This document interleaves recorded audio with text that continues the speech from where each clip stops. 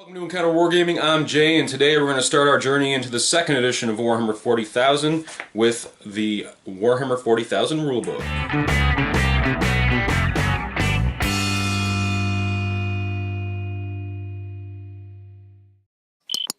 So the Warhammer 40,000 second edition Rulebook. This is exciting for me because this is the stage that I got into the game back in 96, I guess, 97, somewhere around there. So yeah, this is basically my first experience with Warhammer 40,000, and I'm super excited to go through it again because not only is this extremely nostalgic for me, but this is a wicked awesome era of 40k. So I hope you guys enjoy this. Check out this artwork. This is actually the same artwork that was on the original Rogue Trader rulebook, which was the original rulebook for Warhammer 40,000. Of course, this stage of the game, they've simplified the rules quite a bit, as we were going over in the very few Rogue Trader books that I actually own. It was more, it had a lot more role-playing elements, and this stage of the game also still held on to a lot of that, but you'll see that it became super simplified in comparison, actually. To look at it from an 8th edition standpoint nowadays, this is actually a very complex rule system. And if I remember correctly, it used to take us all day to play a 2,000 point game of Warhammer 40,000. Let's get back to the point. Check out this awesome cover art. How cool is that? Oh, what an iconic picture of the Crimson Fists. Anyway, that's good. So, let's open her up. Take a look. So here we go, second edition Warhammer 40,000, written by Rick Priestley and Andy Chambers. So we're seeing Andy Chambers jump into this. Rick Priestley, of course, the dude who gave us Warhammer. I literally attribute him as the inventor of Warhammer because, as you've seen, a lot of the books we've been doing so far at least include him, if not solely written by him, so that's pretty awesome. That's the rules designer we have to focus on.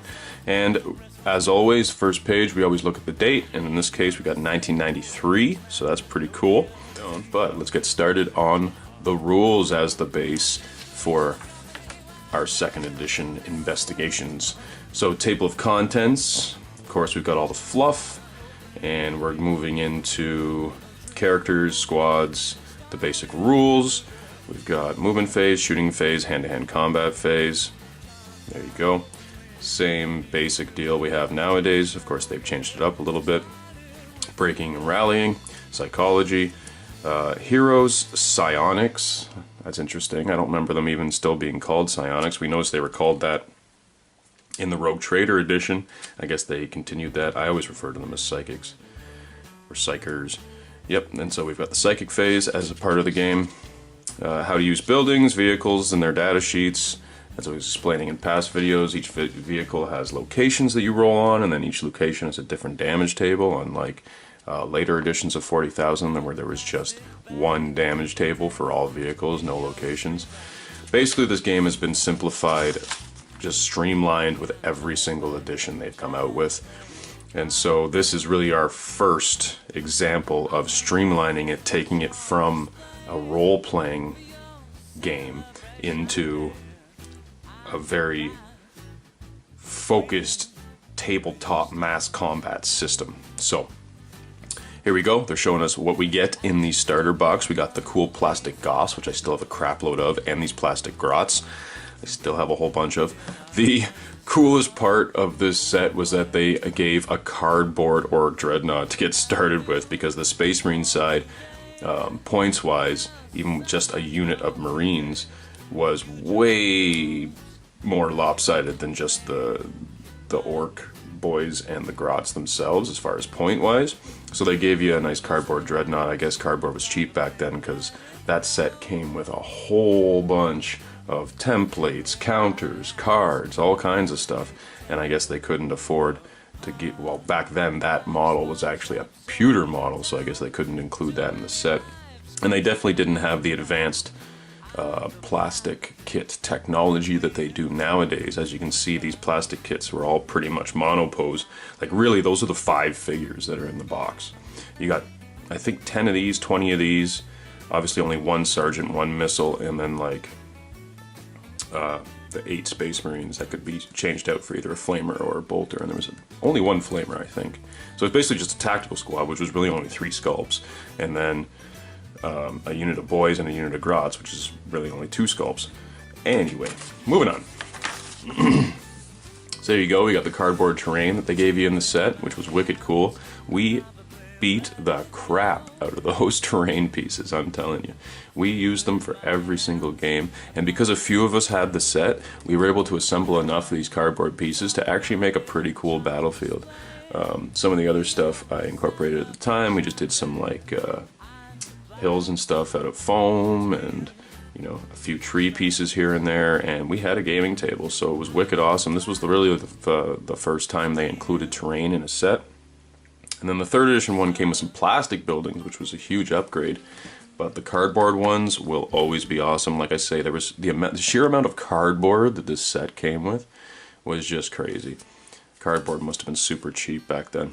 Anyway, just like we saw in the Necromunda books, we've got the sustained fire dice, we've got the artillery dice, and the scatter die. As well, it's suggesting that you have a series of polyhedral dice, so we've got the D12, D8, D10, and a D4. If I remember correctly, these were mostly used for damage and for the vehicle damage tables. So certain weapons would do like D4 plus 2 kind of thing.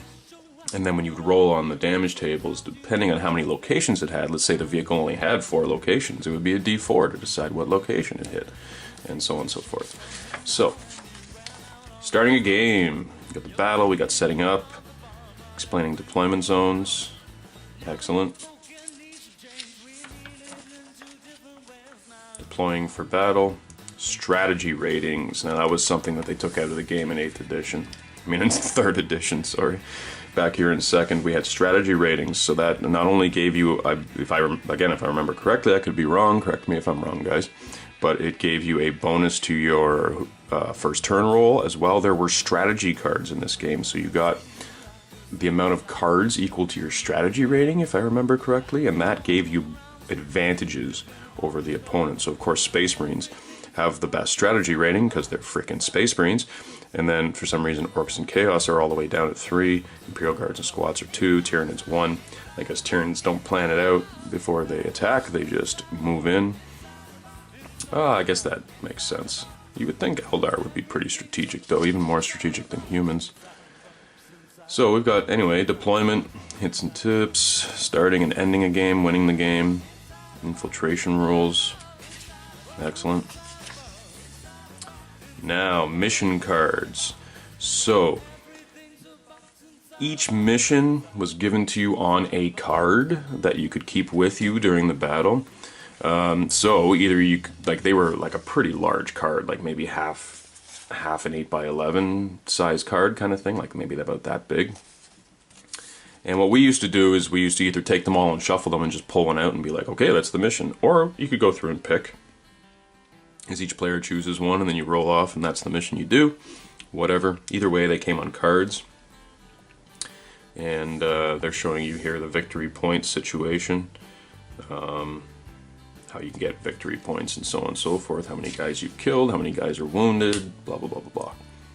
Game length can be 3 turns, 4 turns, 5 turns. Again, rolling to see how long the game is. So now they're going into the characteristics.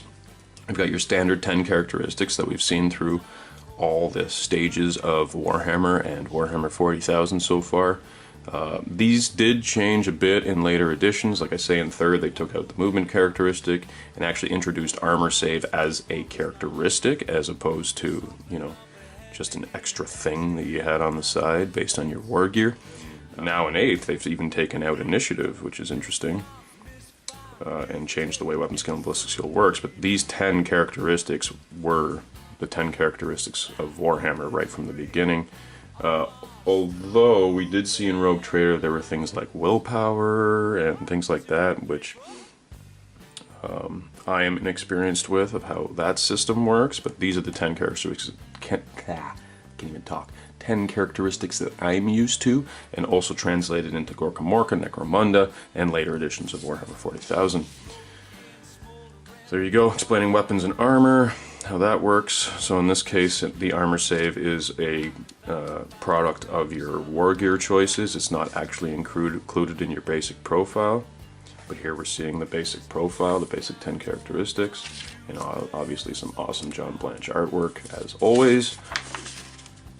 Squads and unit coherency, basically showing you the 2-inch rule, that you guys have to stay within 2 inches of each other. We've got one guy 4 inches away here, just showing you that that's not cool.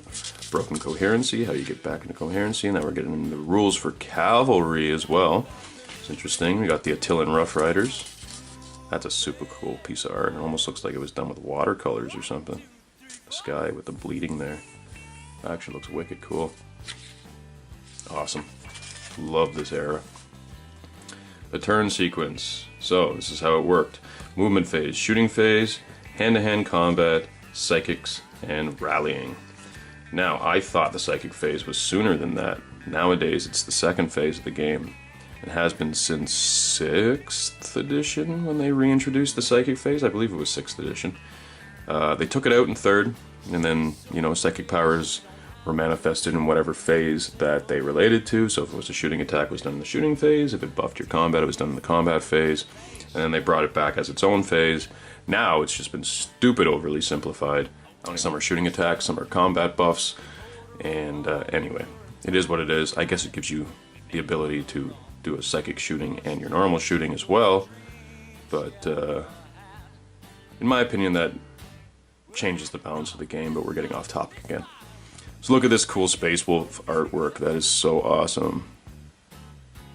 The last words of Leman Russ the Primarch. So if I'm reading that correctly, that is Mr. Russ himself. That's pretty cool. Awesome. Everything was so grimdark in the artwork back then. Everything was so weird and like just pencil sketch, ink drawing kind of thing. Ink shading. So cool. The movement phase. So movement worked very different than it does now. In later editions, of course, you did running in the shooting phase if you didn't shoot. Nowadays you advance, which is basically the same thing, except you're doing it in the movement phase. This is more similar to that. So the truth is, if you wanted to charge into combat, you actually forego shooting in order to charge, because you would charge in your movement phase. Or you could run, which would be double your distance, I believe. So for example here, a human's normal move is 4. So if you wanted to charge, you would charge in 8 inches, bringing you into base contact. Or you could just run 8 inches, but that both would not allow you to shoot. So in 3rd edition, when they changed it to move, shoot, and then assault, the assault movement being done in the assault phase rather than in the movement phase, really changed the dynamic of the game, because it made you be able to fire pistols before you assaulted. Now, or sorry, in this edition, it was like you had to do one or the other. And in fact, Overwatch worked that way too. It was kind of like you gave up shooting in your turn in order to place your guy in Overwatch. So that way when your enemy moves in his turn, you're able to fire in his turn at the guys. Like, let's say you knew a guy was behind a building and he was going to move out in his turn. It's like, okay, I'm going to give up my shooting this turn to get prepared for next turn. When your guy walks out from behind that building, then I'm going to shoot him. So just add another different level to the strategy. Just a different mechanic than what we're used to these days. And it's just cool to look back at it and just see how the game has evolved. So not only do we have movements here, but we've also got turning, which is interesting. Terrain and how that affects movement. Open terrain, difficult terrain, very difficult terrain, and impassable terrain. Cool. So really they're just classifying it right now. But also most difficult terrain was just half your movement, as opposed again to later editions where you had to roll a d6 to see how far they could move through, because everything had a compulsory movement of 6 inches in 3rd, 4th, 5th, 6th, and 7th. In this, each each different unit has a different movement characteristic, much like they do nowadays. In 8th edition, they brought that back. But in 8th edition, terrain doesn't slow you down at all, which I find kind of silly, but it is the way it is. And in this, it just cuts your distance in half. I believe it was the same in Necromunda, actually. Also, you would measure vertical distances as much as horizontal distances, so if you had to travel up a wall 2 inches, it took 2 inches off your movement. Obstacles, there you go, charging, running, and hiding. These are all things that are done in the movement phase, as opposed to in later phases. So any movements that are done on the battlefield were done in the movement phase. There was no moving in other phases. Now you move in the movement phase. You can, with psychic powers, move in the psychic phase, and then you move again in the assault phase, or sorry, in charge phase in 8th edition, assault phase in later in other editions. So there you go, spotting hiding models, detecting hidden models, firing on detected models. Oh, look at that art, that is so cool. The striking scorpions versus the old Tyranid warriors. This is the way the Tyranid warriors used to look. So much more Geiger-esque, than the current ones. But the Gene Stealers were really the start of the Tyranid sort of line, I suppose, so they kept with that aesthetic, even with the gaunts and stuff. They had the elongated heads like this. Nowadays they've got like big bony crests, and they're not nearly as tall, they're more ferocious looking. But I would love to get my hands on some of these old lanky Tyranid warriors sometime, just for the nostalgic factor of it, because a buddy of mine had had a Tyranid army back in this edition, and they were just so cool. Goofy but cool, much like everything in this edition of the game. Shooting phase. So, here's something we should take a very good look at, because everybody had a 90-degree fire arc back then. Very similar to some other miniature games. I don't know how Hordes and War Machine work now, because I've been out of that game for a while, but at least when I played, everybody had a 180. They could only see the front half, and it's exactly the same thing currently in Infinity, where you can only see in front of you, you can't see behind you.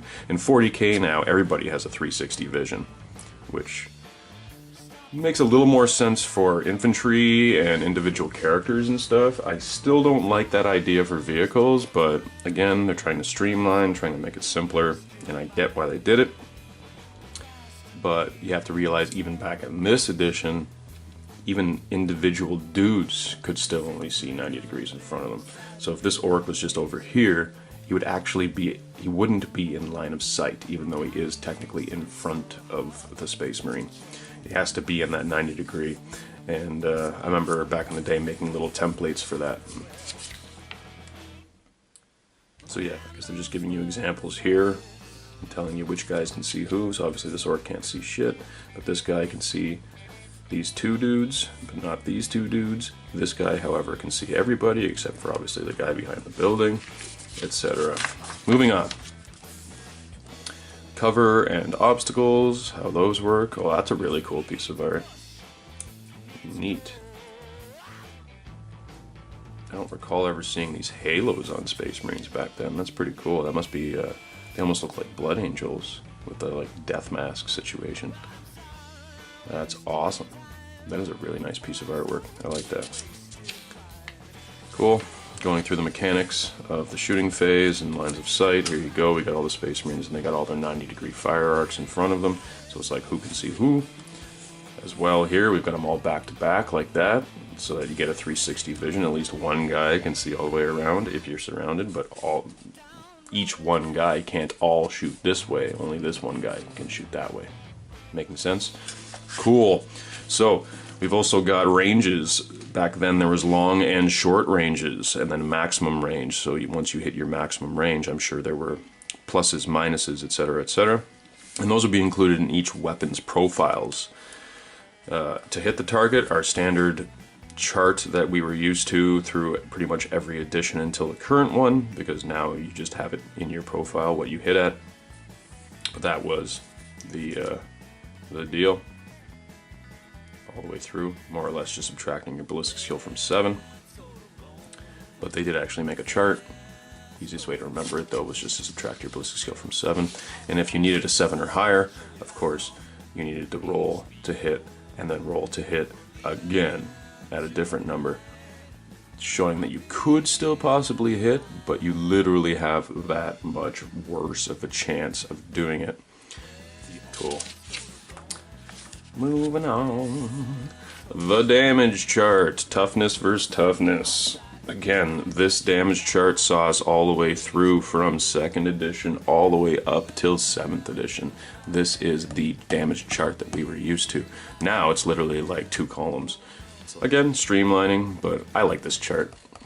It doesn't take long to put this in your head, and I guess for you horsey gamers out there, it's still perfectly legit. Cool, then we're getting into saving throws, modifiers, so it's another thing they brought back in 8th edition was save modifiers, as opposed to the AP system that existed from 3rd onwards, where you either got a save or you didn't. I prefer the modifier situation. It was the same in older editions of Warhammer Fantasy. Weapons had modifiers to your armor. I think it makes a lot more sense, actually, than the you get your full save or you get no save. It makes more sense to modify it. There we go, removing casualties. Shooting hand-to-hand combat. I guess that means shooting in hand-to-hand. Normally, troops do not shoot at models engaged in hand-to-hand. However, a player wishing to take a chance. Oh yeah, and it's just randomizing. Cool. So back then you could shoot into a combat.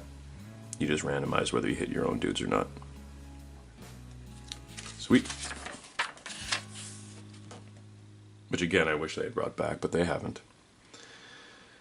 Now we're getting into blast markers, how blast markers work with the scatter dice and the artillery dice. Sometimes, no, just scatter and artillery in this case. I think the sustained fire was for things like assault cannons and Ogren Ripper guns and things like that, where they had multiple shots. That's what the sustained fire was for. The used to be you rolled a scatter and the artillery dice to see how far things scattered. And of course you had the chance of getting a misfire, which of course, again, in 3rd, they got rid of the artillery die and the sustained fire die, and it just became a scatter and a d6, so there was really never any chance you could mess up.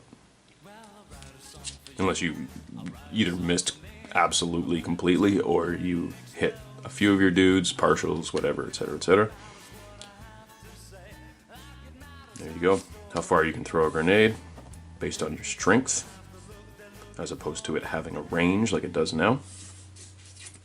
The strength characteristic decided how far you could throw your grenades, which is pretty cool. And there you go, we're getting into sustained fire. So we've got here the Land Raider firing at these orcs, and he's rolling 4 sustained fire dice, one of which jammed, which probably screwed him over. There you go, weapon malfunction. And then Overwatch, I've already been through that, I've already explained that to you guys, so we will be moving on, but that's how Overwatch worked. You forego shooting in your turn in order to shoot in your opponent's turn, which is neat. So now going into hand-to-hand combat, this is the procedure. Look at this 6-step process for hand-to-hand combat. A lot more intense than it is now, eh? So, you both throw your attack dice. Each player picks his single highest dice and adds the model's weapon skill to the score. He then adds the other combat score modifiers as shown in the chart. Some of these scores is called your combat score, and then you determine the winner based on the highest combat score. Oh, that person wins the combat. Then you compare your scores, and the number that you beat your opponent by is how many hits you actually got. So it doesn't matter how many you're rolling all your attacks, right? So Space Marine gets 1 attack per model, an Orc gets 2, maybe even 3 attacks per model. You roll all those dice, and then you pick your highest scores, adding your weapon skills to it. That then decides how many hits you got. Not how many dice you succeeded on, but how much you beat your opponent by. Then you're going to throw your damage dice, d6, based on your strength versus the toughness, to try and kill your opponent. That many wounds that you won the combat by, and then of course they do their saving throws, and however many dudes die. So a very different way of looking at it, a little more abstract than what we're used to, as opposed to a die representing each single sword swipe or axe throw, or punch to the face. It was more about generating a score and then beating your opponent's score, and then that decided how many guys died. So like I say, very different way of doing things. Now, it was parrying, so things like swords, power swords, had the parry ability, which allowed you to literally block, which is an interesting twist, I should say, on the game. It was the same in later editions of Necromunda as well. Again, the Necromunda books that I showed you from the past were based on this system of Warhammer 40,000. So this is kind of your core mechanics that in both those games, as well as Gorka Morka. Now, Necromunda they updated after 3rd edition 40k came up, but they didn't update Gorka Morka, which I was kind of sad about. Maybe they'll bring it out in the future. I can only hope. If you're watching Games Workshop, please give us a new Gorka Morka. I would absolutely love that. But I doubt it'll happen. Anyways, so there you go. Here's your combat score modifiers. Whether they're encumbered, there's obstacles in the way. For every 6 roll, you get +1 to your combat score. That's pretty cool. Automatically add +1 to your combat score for each fumbled dice. Huh. Interesting. Yep, throwing your damage, saving throws, multiple combats at a time, and how that works. Squad coherency and breaking off from combats. That's pretty neat. Nowadays you can do that in the game, but that was something they brought back into 8th. It used to be that you couldn't leave a combat unless you had some special rule like hit and run or something that allowed you to do that. Otherwise you were just tied up until you died, which sucked. But in this edition you could break away, which I did not remember happening. But again, it's been like 20 years since I played this edition, so and there's been a lot of editions in between. And the problem with being at a stage where that Adam and I are at, where we've been playing this for 20 years, is that sometimes the editions get mixed around in your head too. You know, you're saying, how does that rule work again? It's easier now because 8th edition has been literally a complete redo of the rules, so it's easier in your head to sort of separate what's what. But once 3rd edition came out, it was like they didn't change the core system, they just kind of like amended the rules with each edition. Whereas this edition was very different than 3rd to 7th, and then 8th now has just been a complete regeneration of the rules system. So it's a little easier. But anyway, again, I digress. We're seeing now examples of hand-to-hand combat. Again, demonstrating with the models that come in the basic starter set, which is cool.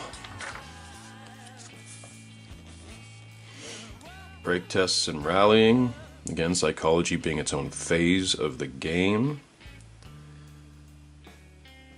Obviously done after combat, because that's when you would decide whether you're going to run or not. And then I assume you rally right away. If not, then it's done at the beginning of your next turn. Ooh, look at this cool piece of art. That is neat. I'll just hold that nice and flat for you guys. Look at that. That is so cool. Clearly some crazy-ass Adeptus Mechanicus dude with his little buddy who looks absolutely insanely ridiculous. Yeah, you see this guy's got like a weird servo arm coming out of the back. Whatever the hell these little thingies are crawling around, who the hell knows? That almost looks like some kind of humanoid lizard. That is creepy. Ah, the grim darkness of the far future. Things were so much weirder and creepier back then. Now things have gotten a little more serious. So now we're getting into the color pages. Let's take a look at all these cool, horrible sculpts from the past. Again, everybody had the green flocked table back then. Green flocked bases. This Eldar dude has actually done brown base, which is kind of interesting. I don't recall seeing that too often back then. But look at the monopose Terminators, monopose Space Marines. These are actually the old Rogue Trader plastic Space Marines, not even updated to the current plastic Space Marines that came in this set. And then here we're also seeing the old Space Wolf Terminators, as well as the old Eldar line. Cool. The old Rogue Trader Berserkers. The Noise Marine with his leopard print armor. Love it. I wish Noise Marine still had guitars. And once again, our plastic orcs. Got an orc runt herd there. It's a super old model. I think I actually have that model somewhere. I still have all my old orcs, guys, so if you guys want, shoot me a message, shoot me a comment, and I might pull them out just so you guys can see. Obviously, they're painted like a 12-year-old would paint them. I would actually love to pull them out one day, strip them all down, and paint them up to be a playable 8th edition army, even with the old school models. But I've got plenty of other armies to paint, so that might not be something that's going to happen anytime soon, but it would be a fun project nonetheless. Cool, the old Eldar Wraith Lord. I also have one of those that I converted up from Exodite's army. And we're seeing the old Noise Marines. Actually, the old Thousand Suns looks really good. Tzeentch Chaos Marine. That's actually a really good sculpt for the time period. The old attack bikes. That is so awesome. Wow. Wow. Oh, and there's the old battle wagon. Alright, so let's check this out. So we got an old Space Marine Dreadnought and an old Orc Dreadnought there. Now this isn't even the metal one that matched the cardboard one that came in the set. This is even prior to that. Look how silly that looks. And the old battle wagon. The one that you could put as many dudes on as you could actually fit. And as you were moving it, if a dude fell off, it counted as him falling off in the game, which was pretty funny. You'd get like a strength 4 hit or whatever. Hilarious. I wish I could get my hands on a couple of those, actually. That model is wicked cool. I'm sure they'd be hundreds of dollars on eBay now because they're so hard to find. And that thing was all metal. It would have weighed a ton. On the old foam core buildings and stuff. So cool. This was an aesthetic you saw a lot for the terrain back then too. This sort of like mud building, sort of, you know, like you would see nowadays in the Middle East or certain areas of Europe where they have those sort of mud stucco houses. And this is just foam core. I mean, these would be super simple to build. Literally just little foam core structures covered in sand and then painted beige. As you can see here, that's the old Tyranid warriors I was talking about, with the like elongated heads. They're super tall, lanky looking things, really weird looking. So here I guess we've got a 3-player battle going on, because it doesn't look to me like the Blood Angels and the Eldar are allying there. It looks very much like the Blood Angels are fighting the Eldar as well as fighting the Tyranids. Unless they're all... Actually, maybe they're all just focusing on the one Carnifex. That's the old Carnifex, the old Screamer Killer. You got old Landspeeder there, which is kind of neat, and the old Genestealer Cultists all up here with the Magus and everything.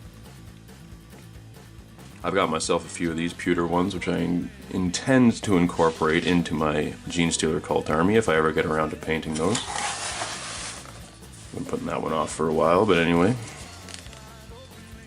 Imperial Inquisitor. This is actually the old Grey Knights models. They later sold them as Grey Knights, which were very rare in this edition. But here they've got him advertised as an Inquisitor. The old fish head Plague Marines. Man, it's crazy how that's advanced over time.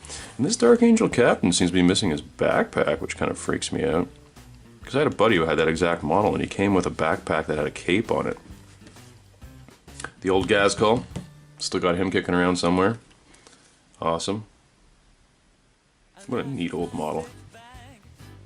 That was the thing too about the stuff back then though. Everything was very static and monopose. Obviously they've added a lot to the dynamics of these sculpts nowadays, but they also have much more advanced technology. There you go. You see this guy here?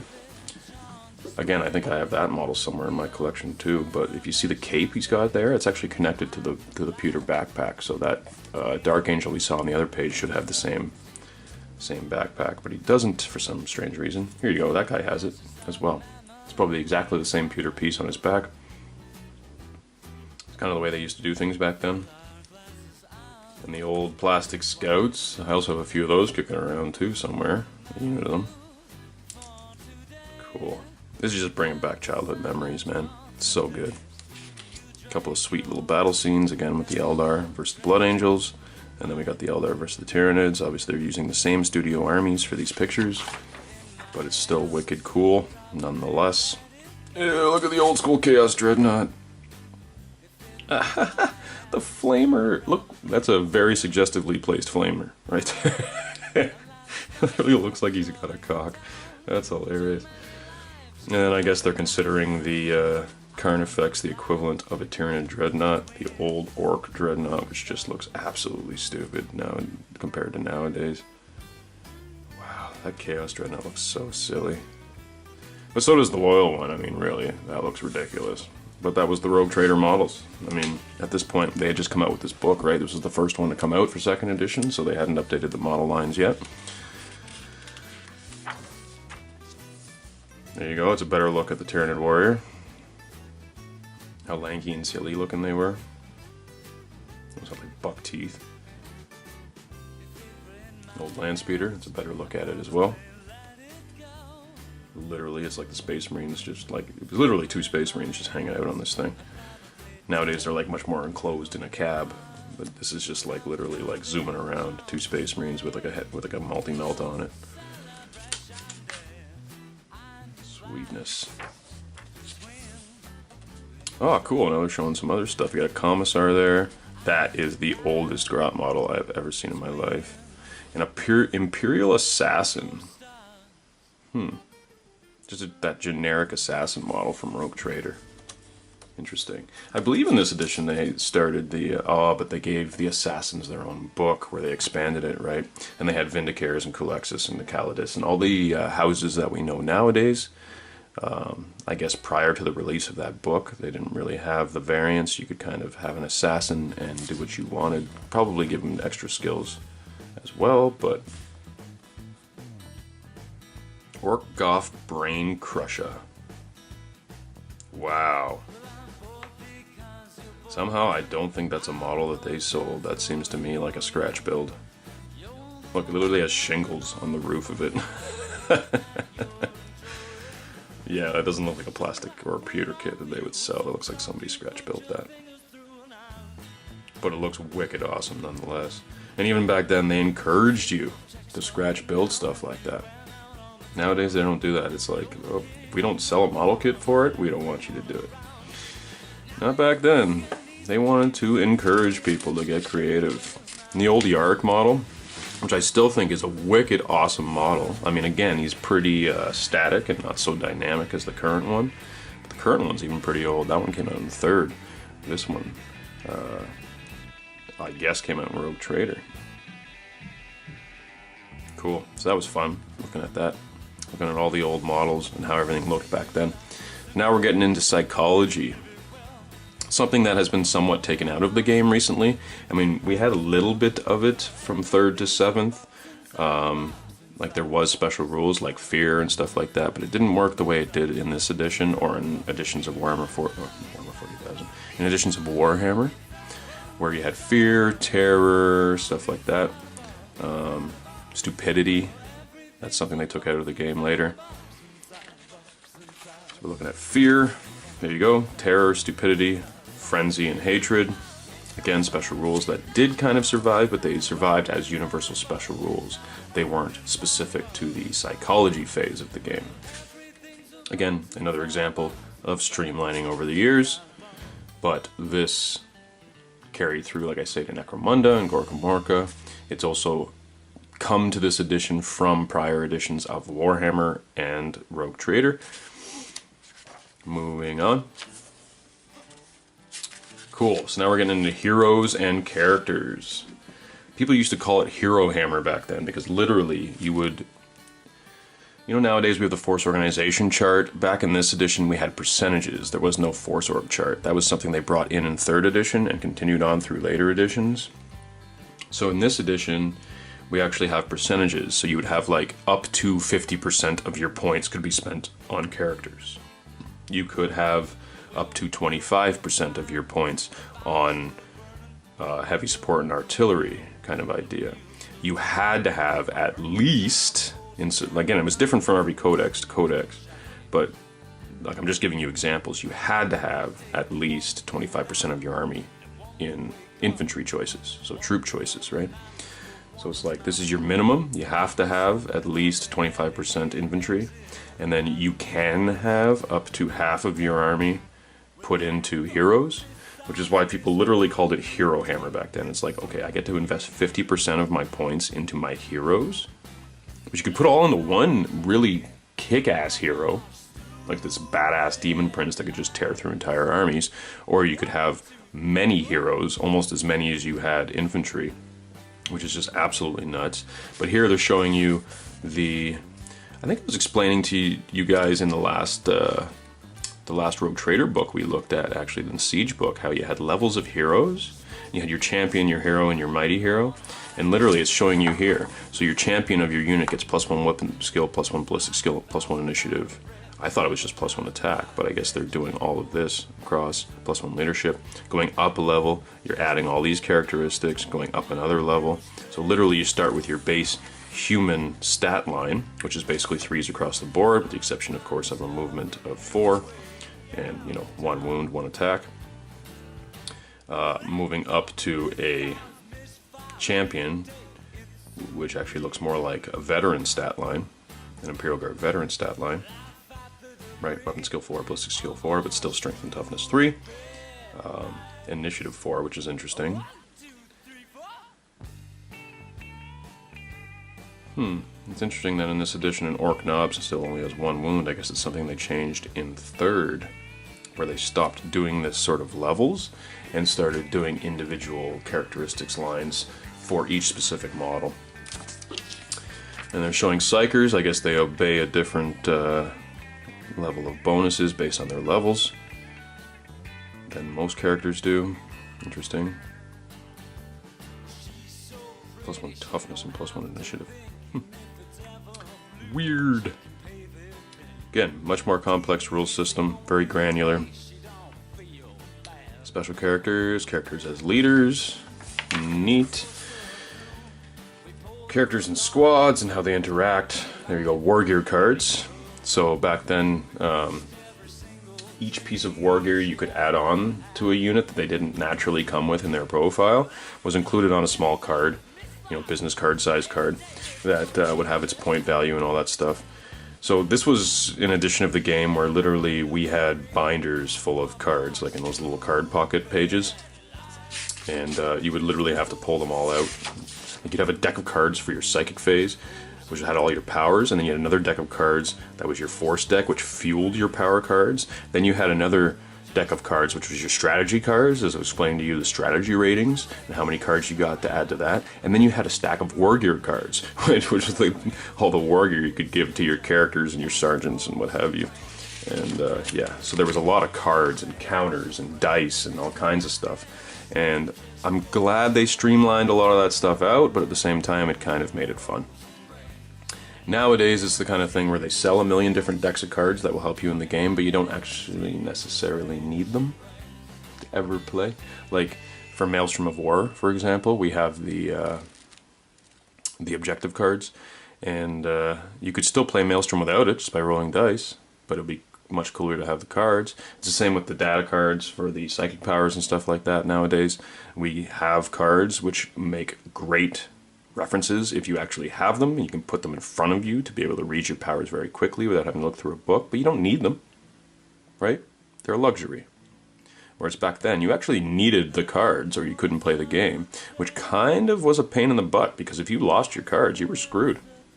It would be really hard to play the game without your cards. You'd have to literally remember what was on them. And then, you know, you get into just arguments between players, that's not what it said, blah, blah, blah, whatever, anyway. Nowadays, it's cool that they give you the option. If you're the kind of guy who likes playing with a bunch of cards, go for it. If you're the kind of guy who doesn't, and just wants a book in front of him, go for it. Right? Makes life easy. So now we're getting into battle standards and commanders and how all that works. Psionics. So here we go, explaining the psychic phase in more detail. Now back in this edition, the psychic phase was almost a completely separate game on its own. Like I was saying, you had the force deck, which literally was like its own little card game. You would deal yourself a bunch of cards, and then it's like, okay, I have 6 force cards and a... what do they call it? it wasn't deny, it was like nullify or something like that, to nullify an enemy psychic power. So like literally we would be playing a card game on top of the normal game. So you would use your force cards to fuel your powers, so you had a power that needed 3 force cards to be able to go off, so you draw your cards and be like, okay, now I have 3 force cards, I can put down these 3 force cards in order to use this power, and then the enemy would be like, well, I have a deny card or a nullify card, so I nullified that power, and it's like, okay, well, damn, so now I got 2 force cards left, so I'm going to use those to set off that power, and hopefully he doesn't have another nullify card, and so you guys get it, right? Vehicles and the data sheets. So there you go, there's the data faxes right there. So you got all the stats for the vehicle. You probably can't see that very well from where you're at. Just zoom in for you guys there. I wish I had one handy that I could just pull out for you guys, but I'd have to go digging through my binders to find one of these data sheets. But that basically shows you have all the stats and everything, all the stats for all his weapons. And on the back, even I know they're overlapping so you can't really see, but you had a table here where you roll to see what location you actually hit, whether it was front, rear, or side armor, and then if you hit that location you would roll on a separate damage table for each location, which was definitely an interesting way to do things. It's obviously very different nowadays, but moving on to moving. So we're moving vehicles, turning vehicles, and the rules for that. Vehicles can turn a 45-degree turn each time they do. Combine to a single 90-degree if required.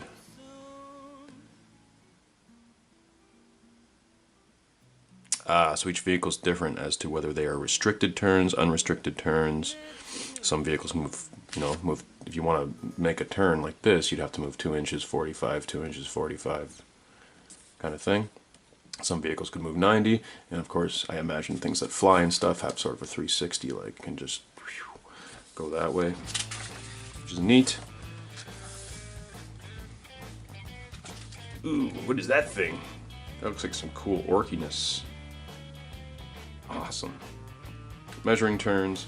Tracked vehicles, wheeled vehicles, bikes, walkers, and skimmers, all classified as different types of movement. There you go, boarding and leaving vehicles. Out of control vehicles, that's interesting. If it's out of control, you roll a d6. This tells you what happens. It turns 45 to the left and then moves 3d6. Or it goes 3d6 straight ahead, or it turns 45 to the right and moves 3d6. That's cool. That's pretty cool. Boo, Gargant! Boo!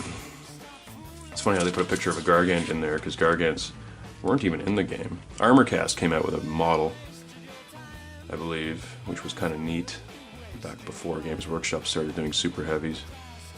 But I couldn't imagine it ever actually being used in a game of 2nd edition, because that would just be absolutely insane. I mean, you know how big the Stompa is now, right guys? So times the Stompa by like 4, and that's how big a Gargant would probably be. If I'm even correct on that, I don't even know. But they were freaking huge. Collisions and ramming, ram values, cool. So again, we saw ramming come back in 4th or 5th edition, and even then it was like your armor value based on how fast you were moving equal to strength characteristic. This, it's like each vehicle actually has a ram value, which is characteristic on itself. Shooting from vehicles, how blast markers work with partials and stuff like that. Of course, line of sight's measured from the weapons, much like it was in later editions, unlike nowadays where everybody just has a 360 fire arc. Here you go, we're seeing the 90-degree fire arc to the front, because the battle wagon only has a weapon on the front. You've got a 270-degree side and rear. Oh, that's actually showing you your armor facing, sorry, so for who's shooting from where. So side and rear is all this, and then front. So it really only has 2 facings, per se. Range modifiers, there you go, I was explaining to you the modifiers for range. That works again against armor as well, and then armor penetration stats for everybody. So, for example, a bone sword gets d6 plus d12 plus 6 armor penetration. There I was explaining about the different types of die that we use. Here we go. A heavy plasma gun, which is a plasma cannon nowadays, at Low energy is d6 plus d4 plus 7 armor penetration roll. Max power is d6 plus d10 plus 10. So the minimum it can get is a 12, and the maximum it can get is a 26. That's just showing you for quick reference, I guess. So you're like, okay, this thing's armor's 14. Yeah, I can take it out with a heavy plasma, whereas you might have a hard time with an auto pistol, which is max 9 armor penetration. Wouldn't hurt an armor 14, right? There you go. Hand-to-hand combat with vehicles. Special vehicle rules, so bikes and trikes get a special thing with skid turns. I remember seeing that template. Robots and dreadnoughts. Vehicles with exposed crew, the crew being a separate location. There you go, it's a data sheet for the cardboard dreadnought included in the set. Mounting and dismounting. Oh, right, how guys could actually get off their bikes. Crazy. Hit and run attacks, cool. I didn't even think that was a thing back then. I thought you could just leave combat anyway, as we went over in the close combat phase. Crashes and collisions, skimmers, skimmer movements. The skimmers have a whole nother set of rules, which totally makes sense. And now we're getting into buildings and how buildings work with templates. Obviously can't go through the wall, they stop when they hit the wall, very much like Zone Mortalis works nowadays. Making so much more sense than it just going wherever the hell it scatters to. Nowadays in 40k we've done away with templates, which is a good and bad thing. But I won't get into that right now. Scattering your blast markers, cool. Oh, that's a neat piece of artwork. Ooh, I really like that. This guy's like exhaling smoke as he throws a stick bomb. That's very Necromunda looking. From every culvert and gutter erupted the scum of 1,000 generations in the breeding. A great swarm of evil and destruction, the darkness consumed the city of Galaspar. Badass. Hand-to-hand combats inside buildings, destroying buildings, the damage tables for buildings. Shaken, badly shaken, and collapsed. That's interesting. Armor values for buildings. So adamantium thing had an armor value of 30. There you go. So that D6 plus D10 plus 10 doesn't seem so weird for armor penetration, eh? When your armor value on a bunker is 30, it still wouldn't even be able to pierce it at max roll. Unless you could get would be 26, right? Doors, their armor values, very much like penetrating vehicles, right? You wanted to get into that bunker, you gotta penetrate that wall first. There you go, hand-to-hand combat against buildings, so I guess if you want to run up there and use a chain fist, punch that door. That is a wicked neat piece of art. Look at the faces on those dudes. This guy's literally wearing a turban with studs on it.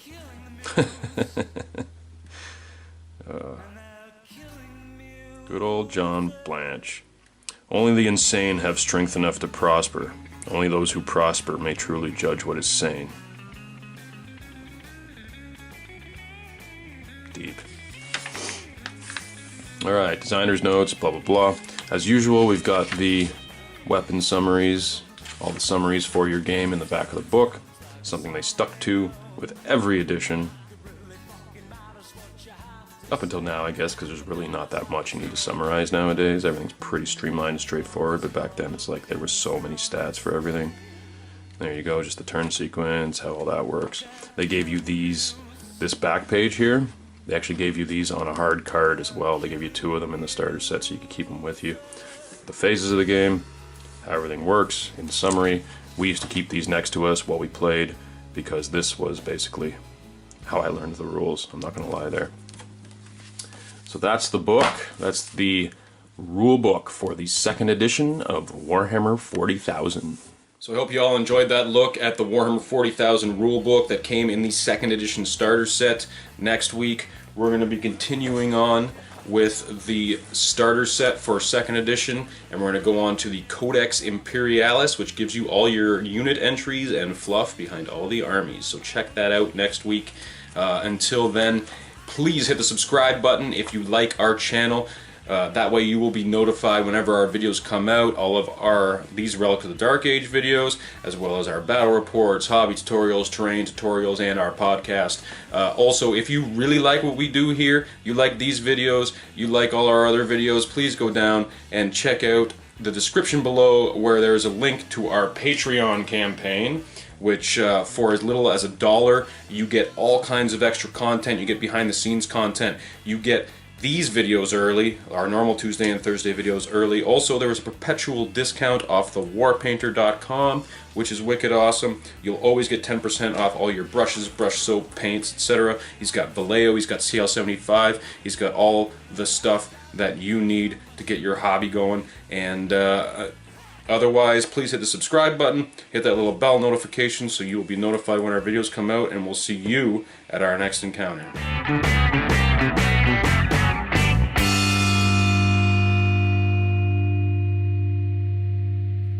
Like a monkey in a rocket on his way back home.